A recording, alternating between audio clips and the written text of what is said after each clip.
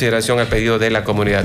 Seguimos informando, 7:11, mi estimado Alex Almeida ya está aquí con nosotros y teniendo en cuenta, nos acompaña Alex Morán, es el trío de los Alex esta mañana. Hoy, jueves 13 de abril. Buenos días, bienvenido. Buenos días, Alex. 7 de la mañana con 11 minutos, a todos los oyentes de la 96.9 FM. Sí, tenemos a Alex Morán, asambleísta por ADN, con quien vamos a conversar sobre lo que va a pasar este domingo. Entonces, este domingo vamos a tener una fiesta democrática donde vamos a elegir dentro de lo que es el referéndum y las 4 preguntas, ¿no? Las 4 preguntas, ¿no? De la consulta popular, ¿no? Asambleísta Morán, ¿cómo le va? Buenos días. Buenos días, un gusto saludar a todos los radioescuchas y a todas las personas que nos siguen a través de los diferentes medios digitales de esta prestigiosa radio. ¿Se va por el sí o se va por el no? Por el sí, como la mayoría ecuatoriana. Y en el recorrido que usted ha hecho, mi estimado tocayo, también, en esas 4 preguntas, el contacto que usted ha tomado con la ciudadanía, ¿cuáles son las que no entienden y usted se ha tomado la debida paciencia para explicárselo? Porque no todo es decirle sí. Explíquele también para aquellos que no entienden y qué resultados ha obtenido. Sí, lo importante, como usted dice, tocayo, es que la gente se ha hecho la interrogante. Creo que anteriormente, creo que eso fue uno de los errores que se cometió por más de 15 años, que la gente votaba sin informar, sin preguntar el cómo, el por qué y el cuándo. Y creo que la pregunta que más énfasis se ha hecho es sobre las bases militares, tal vez por la retórica de la oposición que indicaba que se iba a perder la soberanía en caso que se acepte nuevamente o se quite la prohibición de las bases militares, y esa pregunta es quizás la que la gente nos ha hecho más interrogantes, y para eso estamos nosotros, los interlocutores de nuestro líder y presidente Daniel Noboa, para explicarles el por qué es importante votar sí en la pregunta A. Claro, porque en su debido momento escuché declaraciones por parte del primer mandatario que decían no son bases militares sino bases extranjeras, y ahí es donde uno dice ¿cómo mismo es? ¿Cómo hablamos? ¿Es de amarillo, azul o rojo? ¿Cómo es el asunto? Y después fue aclarado en su debido momento, y en este espacio informativo vale recalcar que ustedes lo aclaren, ¿no? Para que tener muy en cuenta esto. Si se dice bases extranjeras es porque también vendrán de otros países a apoyar y dar la seguridad que todos queremos. Claro, y en ese aspecto de lo que ha hecho el presidente con su accionar también es tirar por el suelo la narrativa de las viejas políticas, porque ellos indicaban de que vamos a hacer, se lo escuchaban ciertos actores, una colonia norteamericana, pero nos hemos dado cuenta que en semanas anteriores el presidente ha tenido acercamientos con el gobierno de Brasil. Tanto Lula como Donald Trump son tendencias políticas totalmente distintas, pero lo importante de esto es la madurez política de nuestro presidente Daniel Noboa, que sabe que para luchar con este mal que nos aqueja, minería ilegal, narcotráfico, tenemos que dialogar con los países que se vemos de una manera afectados. En este caso, Norteamérica, Estados Unidos es uno de los países donde más droga se exporta, y obviamente Brasil tenemos el tema de la minería ilegal, el tema del Amazonas que nos lleva el río, parte de nuestro río avanza hacia Brasil, y hay ciertos lugares donde se tiene que cooperar, pero eso demuestra la madurez política de nuestro presidente. Entonces, en el recorrido que usted ha tenido, esa es la mayor complicación de no poder entender de la comunidad, es eso, de las bases militares, bases extranjeras. Creo que eso fue la retórica. ¿Y las otras no? ¿De la constituyente? Bueno, la constituyente es bastante esa no, clara, sí la tiene clara la gente, según la gente lo que quiere es tener los quiere que la gente de bien tenga los derechos que les corresponden y no tenga los mismos derechos que los delincuentes. Creo que eso la gente lo ha entendido perfectamente. Asambleísta, yo eso lo consultaba también a Ferdinand, que estuvo aquí la semana pasada. Si ustedes han venido votando de manera dentro de lo que es la asamblea, ¿no? Los temas de la agenda que ha propuesto ADN lo han votado en general en mayoría, ¿por qué una constituyente como tal y no hacer reformas vía esta mayoría que ya tienen en la asamblea? Porque la constitución actual no nos permite avanzar. Ha sido pública las pugnas o las discusiones con la Corte Constitucional, donde ellos interpretan que nuestras leyes o las leyes que hemos propuesto como Acción Democrática Nacional interfieren en los derechos o vulneran los derechos de ciertos personajes o de ciertos grupos que se encuentran actualmente en la Constitución. Y para darnos un ejemplo muy claro, muy práctico, se propuso meses atrás el registro de violadores, para tener un registro y verificar qué personas han cometido este atroz delito, y obviamente con ese registro poder tenerlos lejanos a las instituciones educativas, para que no, si bien es cierto, la reinserción social es buena, pero no podemos tener esa ese pequeño porcentaje de quizás vuelva a recaer y vuelva a vulnerar los derechos de nuestros niños. Pero resulta que la Corte Constitucional indica que al crear este registro estamos vulnerando los derechos ¿de quién? De los violadores, de los delincuentes. Eso es inadmisible en un país que quiera progresar y un país que quiera ser más seguro. Es decir, por más que tengan mayoría de la Asamblea, ustedes están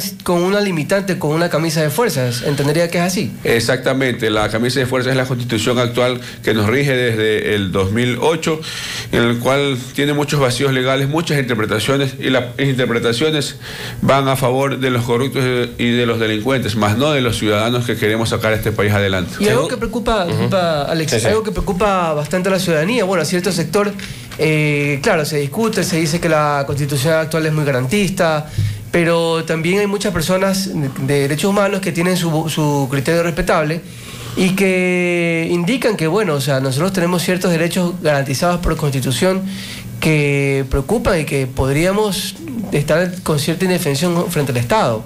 ¿Qué le diría a esas personas que a lo mejor tienen esa preocupación de que perdamos ciertas garantías? Los ciudadanos de bien, me refiero, no obviamente las personas que delinquen, pero los ciudadanos de bien, perdamos ciertas garantías que están consagradas en la Constitución. Bueno, a esas personas que están aupados en los derechos humanos, primero habría que preguntarles a qué derecho se refiere. ¿A derecho de las grandes mayorías, de las personas que nos levantamos a 5 de la mañana para sacar a nuestro hogar y nuestro país adelante? ¿O a los derechos de las personas que están en las cárceles producto de cometer actos delincuenciales? ¿A qué derechos creen que ellos vamos a vulnerar? Nosotros no vamos a vulnerar los derechos de las grandes mayorías. Nosotros queremos hacer respetar los derechos de las grandes mayorías y que las personas que cometieron un error paguen ese error, pero no tengan los mismos derechos que las personas que no hemos cometido ningún error y que levantamos día a día, repito, para sacar nuestro hogar y nuestra familia y nuestro país adelante. 7:18 para quienes nos escuchan y por supuesto nos ven en las redes sociales. Estamos con Alex Morán, asambleísta de ADN. Estamos tratando el tema de consulta popular y asamblea constituyente. El tema de seguridad, usted mencionó violadores y personas quienes, por supuesto, todos sabemos que se le debe de poner todo el peso de la ley. Y desde luego entenderíamos que se van por lo que es el artículo 77. ¿Entendemos que es así? Claro, un artículo. Y dentro de usted dijo una palabra muy importante, interpretación. ¿Será que no lo están interpretando bien? Y es un tema de cuestionamiento que, por supuesto, es lo que genera mayor duda para los ciudadanos en cuanto a este punto en tanto a la seguridad. Por supuesto, creo que al no estar claro en la ley, a dejarlo a libre interpretación, los jueces lo interpretan bajo su conveniencia. Y hemos dado cuenta de que... ¿Y cómo sería el texto para que de esta manera no se lo interprete mal? Obviamente dejar por sentado que las medidas sustitutivas, por ejemplo, creo que a todos nos ha pasado ver que en nuestro barrio, cerca de nuestro barrio, hay 4 policías custodiando a una persona que robó. Yeah. En vez de estar en la cárcel, se le da medida sustitutiva casa por casa hasta que llegue el juicio. Creo que eso también hay que poder dejarlo en claro. Y las personas que han cometido un error, que estén en la cárcel en el momento adecuado, se lleva el juicio y el juicio es declarado inocente, podrá salir. Pero creo que la prisión preventiva de casa por casa también nos ha quitado un gran número de uniformados que en vez de estar custodiando o protegiendo a las personas de bien, tienen que estar custodiando afuera de una casa. Y muchas veces esas casas no son casas de sectores populares, sino son casas de... Usted se refiere a los de arresto domiciliario. Exactamente, también.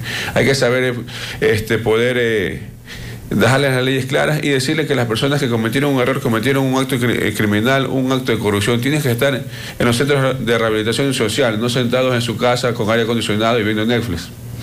Bueno, entonces entendemos. ¿Cree usted que el problema no está en la ley, sino en quien la hace cumplir? Porque podrá estar bien redactada, pero quien debe hacerlo, asentar ahí...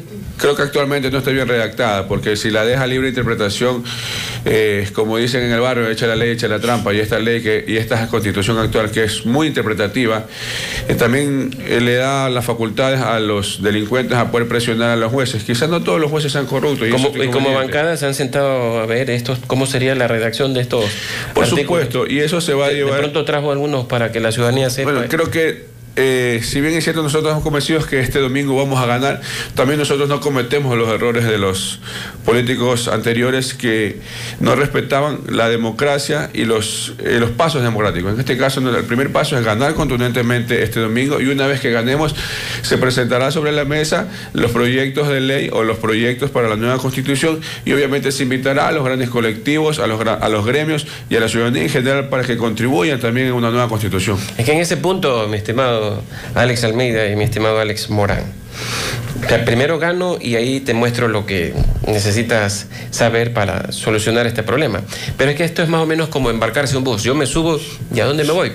Quiero saber qué línea es, su recorrido, en qué tiempo y desde luego quién es el chofer que va al volante. O sea, si esto está mal, desde muchos años atrás que entendemos que el ex mandatario que mencionó que 300 años iba a durar esta constitución, pero usted dice, esto voy a cambiar por lo de acá, ¿quién más tendría la película clara y se embarca para ir de bien y vamos por el CIP? ¿No le parece? Sí, creo que lo que queremos reformar obviamente son las penas para los delincuentes y creo que eso la ciudadanía lo ha entendido que es la prioridad. Y ya después las siguientes propuestas se van a recibir sobre la mesa de los diálogos ciudadanos y creo que estamos convencidos de que por primera vez en muchísimo tiempo, o quizás primera vez en la historia, el pueblo ecuatoriano se siente protagonista de este cambio que vamos a tener, Dios mediante, después del triunfo el domingo. Asambleísta, usted es un asambleísta, si no me equivoco, que viene de las bases, que viene del sector gremial, de los sectores populares. Yo tengo una preocupación, digamos, se aprueba la asamblea constituyente este día domingo. ¿Cuál sería el perfil de los asambleístas? ¿Debe ser un perfil mucho más técnico, abogados, constitucionalistas, o debe haber una representación de toda la ciudadanía? Porque entendamos que, si bien es cierto, la asamblea debe de ser una digamos, de representar a todos los sectores, en una constituyente como tal, también es un componente técnico alto. O sea, no podemos permitir, disculpe, que muchas veces ha pasado que van personalidades que a lo mejor sí son conocidas y por eso llegan a donde están, pero no son o no tienen un criterio técnico legislativo que permita desarrollar una función tan importante como la constituyente.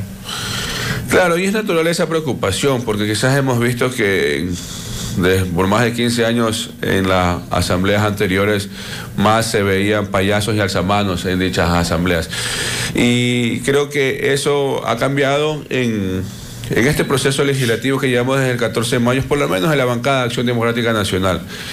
Si bien es cierto, al inicio sí había quizás esa duda de la ciudadanía, la duda normal, coherente, yo creo correcta, de una bancada joven, una bancada quizás con poca experiencia legislativa, pero también se dio cuenta la ciudadanía que ya vamos a cumplir el día de mañana 6 meses en el legislativo, se da cuenta que esa juventud, quizás ese, en teoría, poco conocimiento legislativo no se llevó a cabo, porque nosotros hemos creado leyes y hemos articulado a favor de las grandes mayorías, y en este poco tiempo hemos impulsado leyes, una ley económica urgente por el presidente Daniel Noboa-Sig, y otras leyes de los despachos de los diferentes asambleístas de la bancada de Acción Democrática Nacional, leyes necesarias, pero sobre todo leyes que hemos recogido en los diferentes recorridos. Y creo que esa es la carta de presentación para una futura, para las futuras candidaturas a la Asamblea Nacional Constituyente por parte de Acción Democrática Nacional. El presidente ya anunció 3 de los cuadros que van a estar. La doctora Anabel Asín, creo que la doctora tiene una trayectoria política intachable.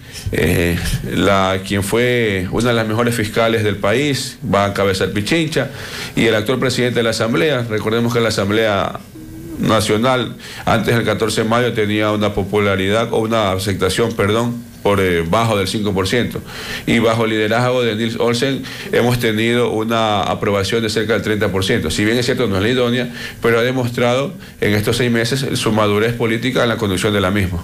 Asambleísta, yo quisiera preguntarle otro tema que también dentro de las preguntas que no hemos conversado, el tema de la reducción de los asambleístas.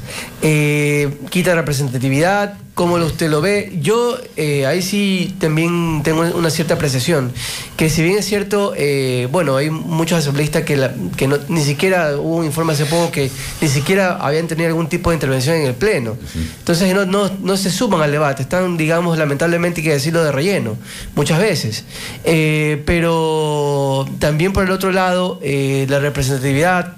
Y por otro lado también el hecho de que se reduzcan asambleístas no quiere decir que mejore la calidad de asambleístas que debe tener el país. Teníamos ayer a otra personalidad de otra tendencia aquí que decía, por ejemplo, ¿de qué sirve si tenemos un curso? Hacía un símil, ¿no? Un curso donde hay 50 alumnos vagos. Dice, no, es que hay muchos alumnos vagos, reduzcamos a la mitad, votemos a 25. pero no tiene sentido. O sea, no es la cantidad, sino más bien la calidad. ¿Qué opinan al respecto? Bueno, también poniendo un ejemplo, quizás quienes encabezan las provincias o los distritos sean las personas aptas para un legislativo, pero esas personas también arrastran a un segundo, a un tercero, que como usted lo dijo, son rellenos, son alzamanos, básicamente. Y lo que la gente ha pedido, porque esta propuesta, tanto la reducción, asambleísta, y la eliminación de fondos partidistas, son propuestas que nació la ciudadanía. Y la gente pidió esto, porque la gente pidió que tengamos una reducción importante asambleísta, menos de la mitad de los actuales 151 asambleístas. Van a llegar en la próxima asamblea con el voto popular, 73 serían.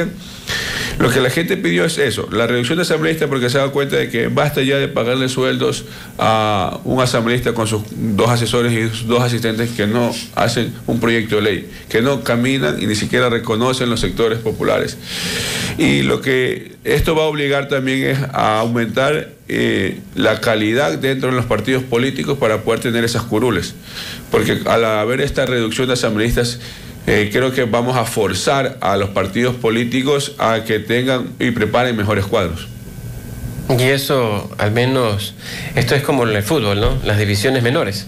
Claro. Entenderíamos que los partidos políticos al menos no están invirtiendo en eso. Entonces, ¿cómo nos proyectamos a futuro?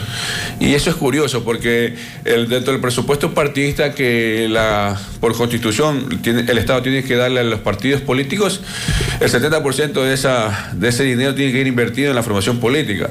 Pero si nos damos cuenta, y es lo que sucede, ¿dónde va esa plata? 6 meses antes de una elección popular, aparece un personaje en ese partido político que nunca en su vida ha militado. ¿Y cómo fue en su caso? Porque sabemos que usted recién está pisando, claro, en mi caso, yo cancha fui política. Dentro de una elección popular, por supuesto. La primera vez que el presidente Daniel Noboa quedó y ganó la presidencia en el 2023, quien le habla fue jefe de campaña.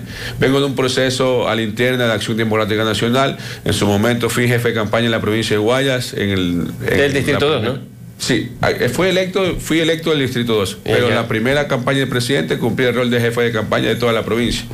Fue algo histórico, una responsabilidad que me dio en el entonces candidato, hoy nuestro presidente, y se la cumplió de gran manera. Esa vez pudimos tener una gran votación popular, si bien es cierto no se ganó la provincia, pero demostramos que siendo jóvenes podemos, escuchando a la gente, hacer una gran campaña. Y en este nuevo proceso legislativo me dio la responsabilidad de ser candidato, hoy asambleísta, y creo que eso ha demostrado que, a diferencia de otros que dicen aupar o apoyar a su formación o a sus bases, nunca lo han hecho. Y tuvo que venir un líder joven como el presidente Daniel Noboa para por fin darle representatividad a las bases de un partido. Perfecto. Sí, muchas gracias, asambleísta Alex Morán. Por su intervención. Siempre ha venido aquí a la radio. Muchas gracias, y siempre será un gusto y un placer escucharlos y ser los interlocutores de la ciudadanía. Quizás no llegamos en los diferentes recorridos, Guayaquil es inmensa y quizás no vamos a llegar nunca a todas las puertas, pero ustedes también nos ayudan a través de estos medios. Ok, muchísimas gracias, el asambleísta por ADN Alex Morán. Fue un trío de Alex aquí y compartiendo estas valiosas preguntas y respuestas que por supuesto usted tiene arduo trabajo para llegar a la comunidad en los recorridos y hacerle ver por las preguntas cuál no está muy clara y hacerle ver de la mejor didáctica para que se lo entienda para este día domingo. 7:30. Muchísimas gracias por su llegada aquí a este espacio informativo. Perfecto.